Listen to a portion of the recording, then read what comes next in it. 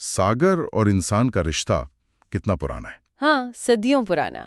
न जाने कब से हम लहरों को चुनौती देते आए हैं, अनजान किनारों की तलाश में निकले हैं, और इसी जुनून ने हमें एक कमाल की चीज बनाना सिखाया, जहाज। बिल्कुल। आज हम इसी हैरत अंगेज सफर पर निकलेंगे, देखेंगे कैसे पानी पर तैरने की एक साधारण सी सोच ने पूरी दुनिया बदल दी। हमारे पास इस विषय पर कई मजेदार स्रोत हैं। कुछ लेख हैं, विकिपीडिया के पन्ने भी हैं जो नौवहन मतलब नेविगेशन और नौ इंजीनियरिंग की बारीकियां समझाते हैं।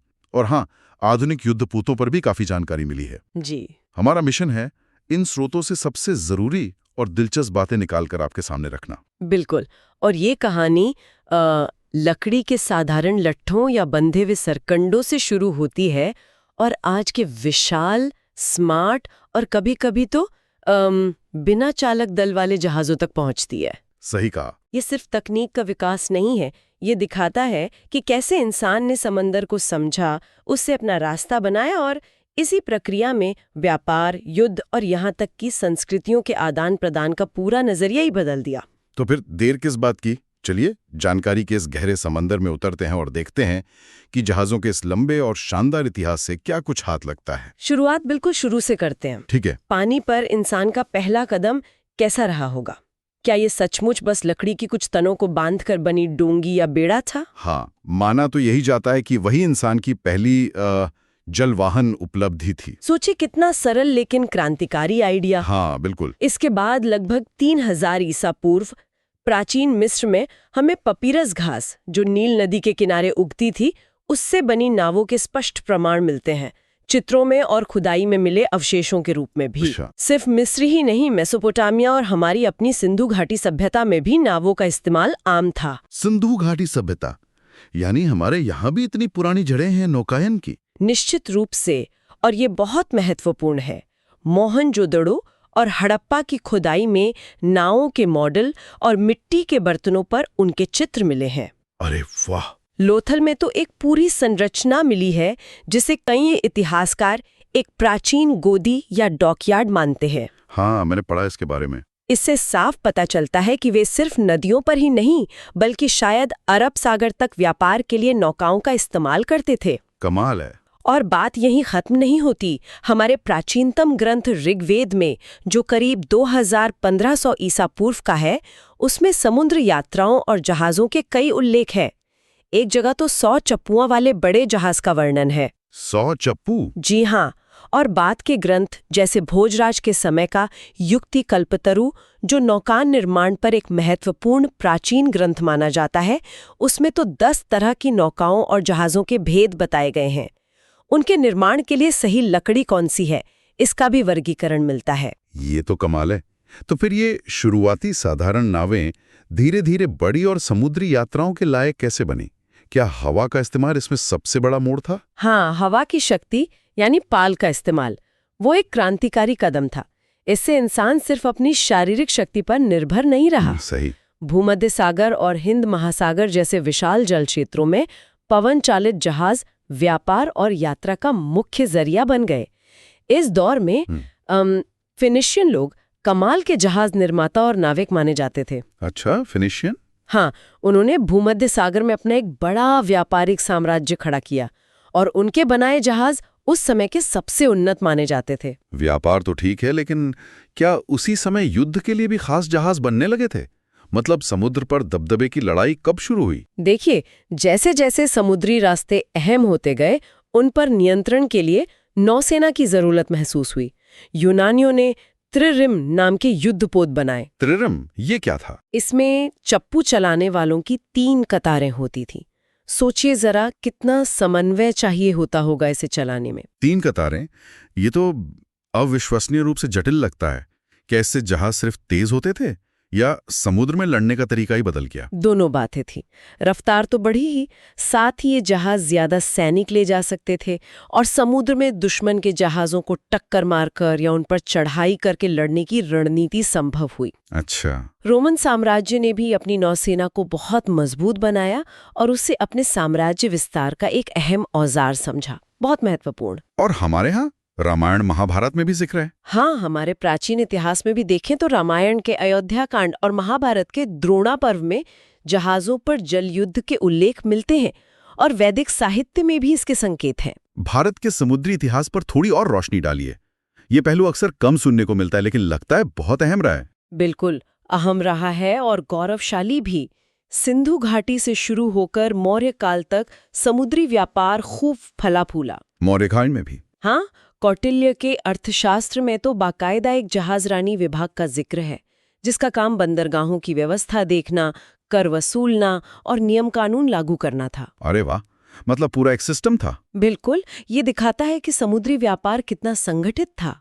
फिर कलिंग यानी आज का ओडिशा, वहां के व्यापारी तो श्रीलंका और दक्षिण पूर्व एशिया तक नियमित रूप से जाते थे। हाँ, मैंने सुना है। उनकी उन यात्राओं की याद में आज भी ओडिशा में बोयता बंदाना नाम का उत्सव मनाया जाता है। ये उन प्राचीन समुद्री यात्राओं का जश्न मनाता है। अच्छा, बोयता बंदाना, ये दिलचस्प है। और सम्राट अशोक ने भी समुद्री मार्गों का इस्तेमाल किया था ना, है ना? हाँ, लेकिन व्यापार से ज्यादा धर्म प्रचार के लिए। उनके शिलालेख बताते हैं कि बौद्ध धर्म के संदेश को फैलाने के लिए उन्होंने समुद्री रास्तों से दूत श्रीलंका और दक्षिण पूर्व एशिया भेजे थे। ओके। दक्षिण भारत की बात करें तो चोल शासकों का नाम नौसैनिक शक्ति के लिए बहुत मशहूर है। आपने सही सुना, चोल शासकों ने एक बहुत शक्तिशाली नौसेना बनाई थी। बहुत ज्यादा। उन्होंने क्या किया? उन्होंने सिर्फ व्यापार ही नहीं किया, बल्कि श्रीलंका और इंडोनेशिया के जावा सुमात्रा द्वीपों तक सैन्य विजय यात्राएं भी की। अच्छा, मतलब सैन्य अभियान भी समुद्री रास्ते से? जी हाँ, और अजंता की गुफाओं में एक चित्र है जो शायद राजकुमार विजय की सिंघल यानी श्रीलंका यात्रा को दर्शाता है। आंध्र और पल्लव राजाओं के दूसरी तीसरी सदी के सिक्कों पर भी जहाजों के चित्र मिलते हैं। ये सब उनके समुद्री प्रभाव का सबूत है। ये तो वाकई प्रभावशाली है। और चीनी यात्री फाहियान भी भारत के ताम्रलिप्ति बंदरगाह, जो बंगाल में था, से ही जहाज पकड़कर अपने देश वापस गए थे। अच्छा, ताम्रलिप्ति। भारत के अलावा दुनिया के दूसरे कोनों में क्या चल रहा था? चीन का समुद्री इतिहास भी काफी चर्चित है, खासकर एडमिरल जेंग हे का नाम। हाँ, 15वीं शताब्दी में चीन के मिंग राजवंश के एडमिरल जेंग हे ने जो किया वो हैरत अंगेज था। उन्होंने विशाल जहाजों के 7 बेड़े लेकर दक्षिण पूर्व एशिया, भारत, अरब और पूर्वी अफ्रीका तक यात्राएं की। 7 बेड़े? कितने बड़े जहाज थे ये? उनके प्रमुख जहाज, जिन्हें ट्रेजर शिप्स या बाउचान कहा जाता था, उनकी लंबाई 400 फीट तक बताई जाती है। 400 फीट? ये तो बहुत ज्यादा है। हाँ, कुछ इतिहासकार ऐसे थोड़ी अतिशयोक्ति मानते, पर फिर भी ये उस जमाने के सबसे बड़े जहाज थे। आप कल्पना कीजिए, कोलंबस के छोटे जहाजों से सदियों पहले एक ऐसा बेड़ा जिसमें करीब 28,000 लोग शामिल थे, हिंद महासागर में घूम रहा था। 28,000 लोग? ये तो एक छोटा शहर हो गया। बिल्कुल, ये सिर्फ जहाज निर्माण नहीं था, ये एशिया में समुद्री महत्वाकांक्षा और राजकीय शक्ति का ऐसा प्रदर्शन था जो समुद्री खोज के यूरो केंद्रित नजरिए को चुनौती देता है। सही बात है। अरब व्यापारी भी अपने पारंपरिक धो जहाजों से भारत, अफ्रीका, चीन तक व्यापार करते रहे। उन्होंने तारों और खास तौर पर मानसूनी हवाओं के ज्ञान का बखूबी इस्तेमाल करके लंबी समुद्री यात्राएं की। फिर आया यूरोपीय खोज का युग, जिसने दुनिया का नक्शा ही बदल दिया। सही कहा, 15वीं से 17वीं सदी का दौर।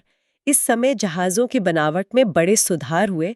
कैरिक और कैरविल जैसे ज्यादा मजबूत और कई मस्तूलों वाले जहाज बने। कैरिक और कैरवेल? हाँ, ये खुले समंदर की लंबी यात्राओं के लिए बेहतर थे। नौचालन मतलब नेविगेशन में भी तरक्की हुई। दिक्सूचक यानी कंपास का इस्तेमाल तो 12वीं सदी से ही शुरू हो गया था। अच्छा। क्रॉसस्टाफ और एस्ट्रोलैब जैसे उपकरणों से अक्षांश यानी लैटिट्यूड का पता लगाना संभव हुआ, जिससे यात्रा थोड़ी सुरक्षित हुई। ओके। इसी दौर में वास्को डे गामा समुद्री रास्ते से भारत पहुंचे 1498, कोलंबस ने अमेरिका की खोज की 1492 और मैगेलन के दल ने पहली बार पृथ्वी का समुद्री चक्कर लगाया 1522। लेकिन ये यात्राएं आसान तो नहीं रही होंगी। नक्शे अधूरे, तकनीक शुरुआती, मतलब बहुत जोखिम रहा होगा। बिल्कुल नहीं, ये बहुत जोखिम भरी यात्राएं थीं। नक्शे अक्सर गलत होते थे और देशांतर मतलब लॉन्गिट्यूड का सही पता लगाने का कोई भरोसेमंद तरीका तब नहीं था। तो फिर कैसे करते थे? इसमें जबरदस्त साहस तो था ही, लेकिन ये भी सच है कि शुरुआती कई यात्राएं अनुमान और काफी हद तक भाग्य पर ज्यादा निर्भर थीं, सटीक विज्ञान पर कम। खराब मौसम, बीमारियां, स्कर्वी जैसी और अनजाने खतरों से जूझना आम बात थी। हाँ, सोचकर ही डर लगता है। और फिर आई औद्योगिक क्रांति। भाप की शक्ति ने जहाज़ों की दुनिया कैसे बदल दी? इसने तो जैसे पूरी कहानी ही पलट दी। 1807 में रॉबर्ट फुल्टन का क्लेयरमॉन्ट पहला व्यावसायिक रूप से सफल भाप चालित जहाज बना। क्लेयरमॉन्ट। हाँ, भाप के इंजन ने जहाजों को हवा पर निर्भरता से आजादी दिलाई। यात्राएं तेज हुईं, ज्यादा भरोसेमंद हुईं और एक निश्चित समय सारणी के अनुसार चलना संभव हुआ। ये बहुत बड़ा बदलाव था। बहुत बड़ा।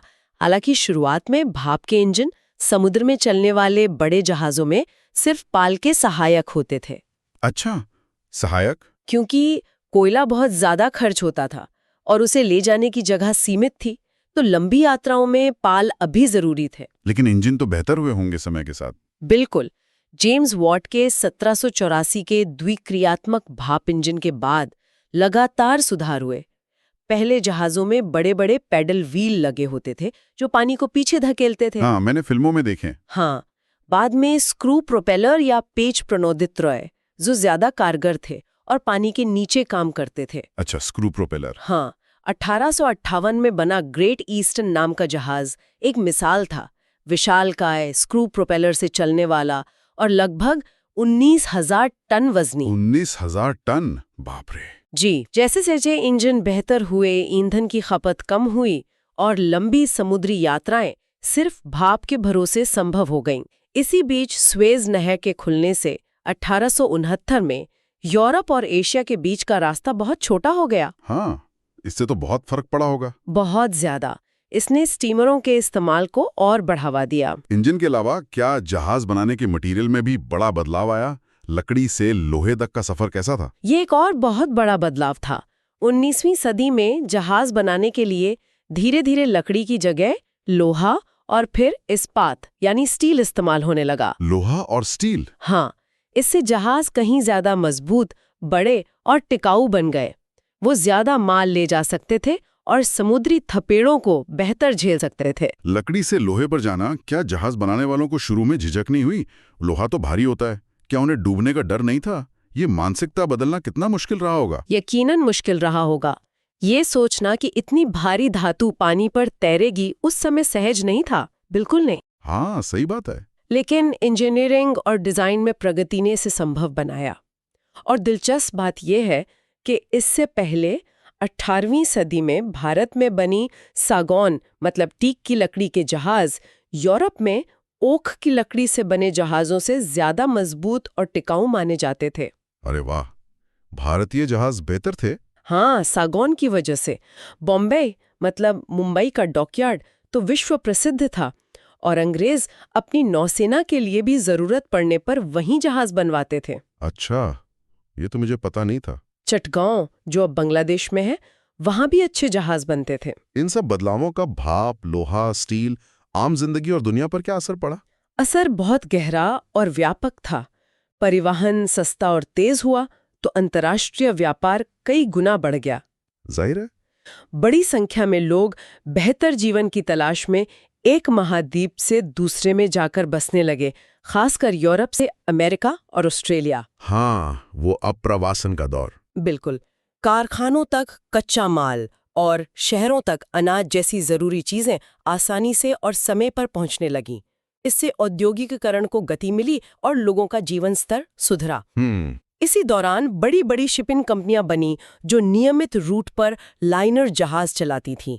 ये तय समय पर चलती और पहुंचती थीं। Liner, okay. इनके अलावा कुछ जहाज ट्रैम्प कहलाते थे जो किसी बंधे रूट पर नहीं चलते थे, बल्कि जहां माल मिलता वहां चले जाते थे। अच्छा, ट्रैम्प शिप। जी। 20वीं सदी की बात करें तो टाइटैनिक का जिक्र जरूर आता है। एक प्रतीक, लेकिन दुखद। हाँ, आरएमएस टाइटैनिक 1912 अपने समय का सबसे बड़ा और आलीशान यात्री जहाज था।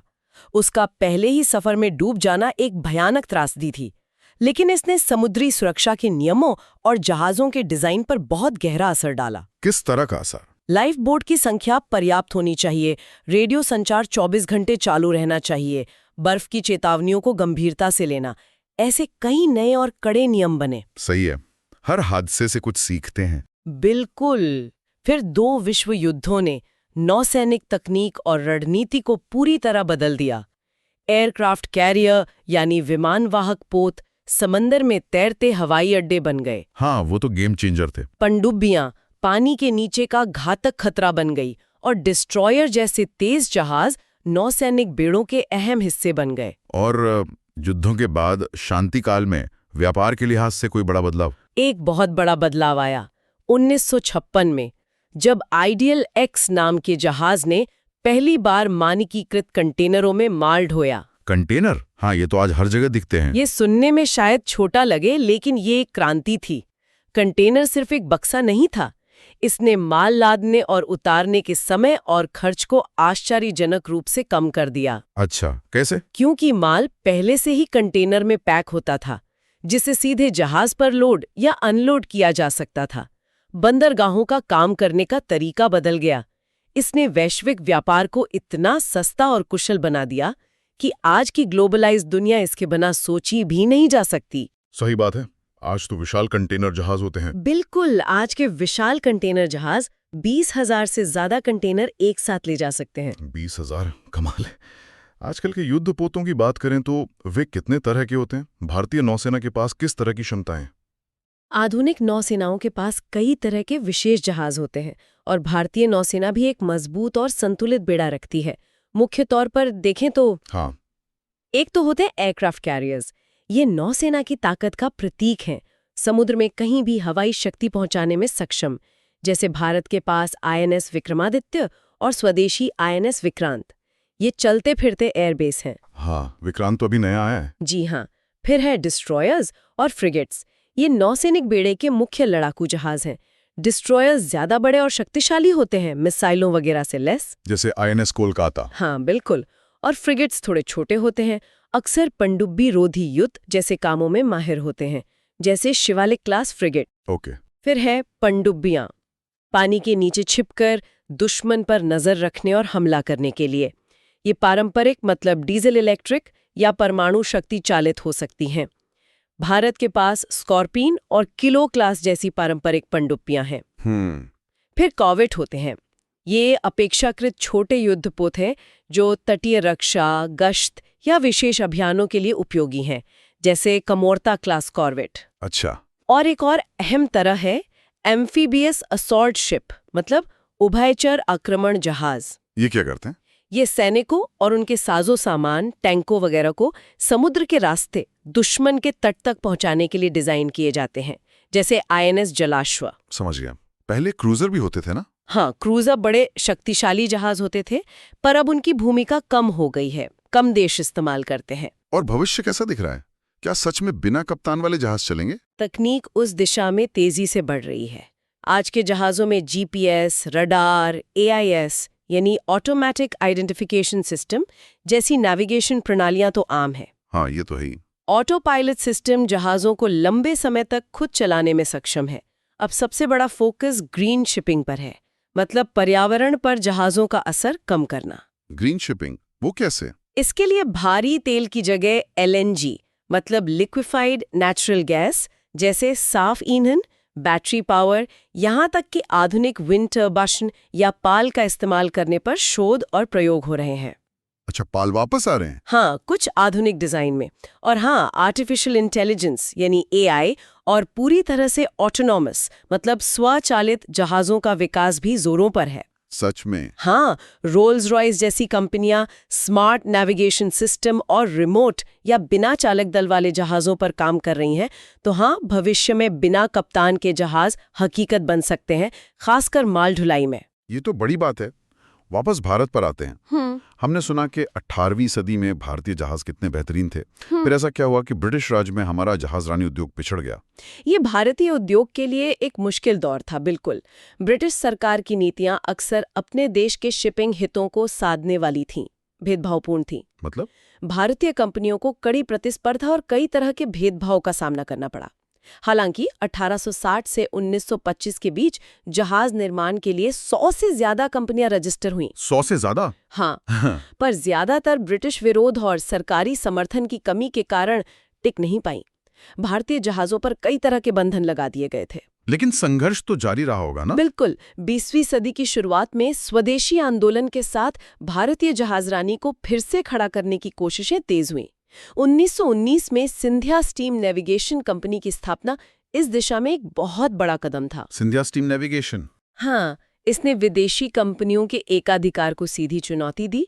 हालांकि आज़ादी से पहले तक विदेशी सरकार की उपेक्षा के कारण बहुत ज्यादा प्रगति नहीं हो पाई। दूसरे विश्व युद्ध के शुरू में भारतीय जहाज़ों की कुल क्षमता महज 1.5 लाख टन के आसपास थी। सिर्फ 1.5 लाख टन? जी। और आजादी के बाद क्या तस्वीर बदली? आजादी के बाद भारत सरकार ने जहाजरानी को राष्ट्रीय महत्व का विषय माना। लक्ष्य रखा गया कि भारत का तटीय व्यापार, जो उस समय सालाना 25-30 लाख टन था, पूरी तरह भारतीय जहाज़ों से हो। अच्छा। और देश की कुल जहाजी क्षमता को अगले कुछ सालों में 20 लाख टन तक बढ़ाया जाए। इसके लिए ठोस कदम उठाए गए। जैसे कि? सरकारी शिपिंग कंपनियां बनाई गईं, जैसे ईस्टर्न और वेस्टर्न शिपिंग कॉरपोरेशन, जो बाद में मिलकर शिपिंग कॉरपोरेशन ऑफ इंडिया यानी SCI बनी। SCI, हाँ। विशाखापट्टनम में हिंदुस्तान शिपयार्ड का राष्ट्रीयकरण किया गया और उसे आधुनिक बनाया गया। निजी कंपनियों को जहाज खरीदने के लिए आसान शर्तों पर कर्ज देने की योजनाएं शुरू की गईं। तो क्या आज हम कह सकते हैं कि भारत ने इस क्षेत्र में अपनी जगह बना ली है? काफी हद तक, हाँ। आज भारतीय जहाज दुनिया के कई अहम समुद्री रास्तों पर चलते हैं। भारत यूरोप, भारत रूस, Bharat Japan, Bharat Africa, Bharat Australia वगैरह वगैरह। ये तो अच्छी बात है। नेशनल शिपिंग बोर्ड और शिपिंग डेवलपमेंट फंड जैसी संस्थाओं ने उद्योग को बढ़ाने में मदद की है। 1963 तक क्षमता 13 लाख टन हो गई थी और चौथी पंचवर्षीय योजना 1969-74 में लक्ष्य 35 लाख टन रखा गया था। आज क्षमता इससे कहीं ज्यादा है। साथ ही मेक इन इंडिया जैसी पहलों के जरिए अब देश में ही आधुनिक जहाज बनाने पर जोर दिया जा रहा है और भारतीय नौसेना भी आज दुनिया की प्रमुख नौसेनाओं में गिनी जाती है। बिल्कुल। तो हाँ, सफर लंबा और चुनौतीपूर्ण रहा है, लेकिन भारत ने समुद्री क्षेत्र में अपनी पहचान फिर से मजबूत की है। वाह! तो ये था जहाज़ों का हैरत अंगेज सफर। एक साधारण सी बोंगी से शुरू होकर आज के स्मार्ट, विशालकाय, पर्यावरण के प्रति जागरूक और यहाँ तक कि खुद चलने में सक्षम जहाज़ों तक। ये सोचना ही रोमांचक है कि कैसे इस एक आविष्कार ने मानव इतिहास की धारा को मोड़ दिया। इसमें कोई शक नहीं। व्यापार और अर्थव्यवस्था से लेकर युद्ध की रणनीतियों तक, नई दुनिया की खोज से लेकर संस्कृतियों के मेल तक, लोगों के एक जगह से दूसरी जगह बसने से लेकर विचारों के फैलाव तक, जहाज़ों ने हर पहलू पर अपनी छाप छोड़ी है। सही कहा। ये मानव सभ्यता के विकास की कहानी का एक अटूट हिस्सा है। सोचने के अंदाज में, और ये सफर अभी जारी है। जैसा हमने देखा, तकनीक रुकने वाली नहीं है। बिल्कुल नहीं। फैसलों में या शायद बस समंदर के रोमांच के लिए इंसान का दखल हमेशा जरूरी रहेगा। इस पर सोचिएगा जरूर।